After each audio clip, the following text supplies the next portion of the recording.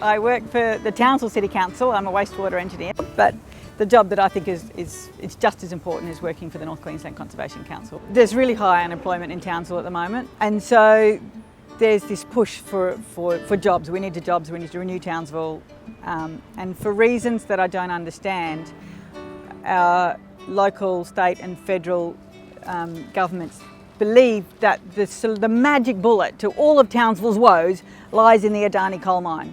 There's a lot of people in Townsville who work in various mines. It's certainly a big industry in Townsville, and I can understand why so many people in Townsville think that this is sort of necessary. But what they're failing to understand is that there are people all throughout North Queensland whose jobs depend on a healthy reef.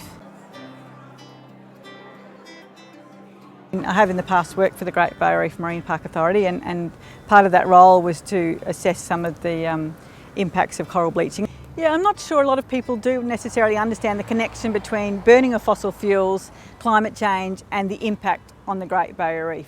That you burn fossil fuels, you increase greenhouse gases, you create climate change, and you then have ocean acidification, you have rising sea levels, you have coral bleaching from heated water, and then you have potentially the death of the Great Barrier Reef. Because when Pauline Hanson went out in the reef, she went to the most southern part of the reef, and she says it's all fine, which is funny because she's a politician and not a marine scientist or any kind of scientist. Yet all the evidence was that the problems we're talking about are in the northern part of the marine park. To keep global warming below 2 degrees, which is what we committed to in Paris last year, we need to keep 80% of known coal reserves in the ground.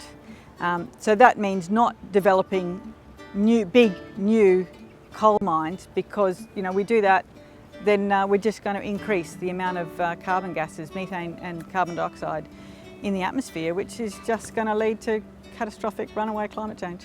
I've got my daughter over here, and I'm really quite worried about the world that she might live in. We need big change, and we need it really, really soon. The Queensland Government is putting forward a renewable energy target, and currently they're suggesting that they want 50% renewable energy by 2030.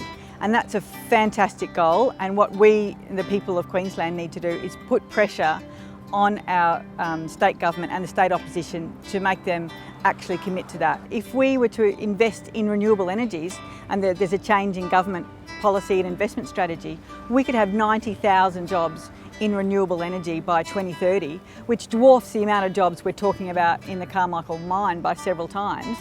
And these are clean jobs, they're green jobs, and many of them will be in regional Queensland, which is where we have our fantastic resources of wind and solar.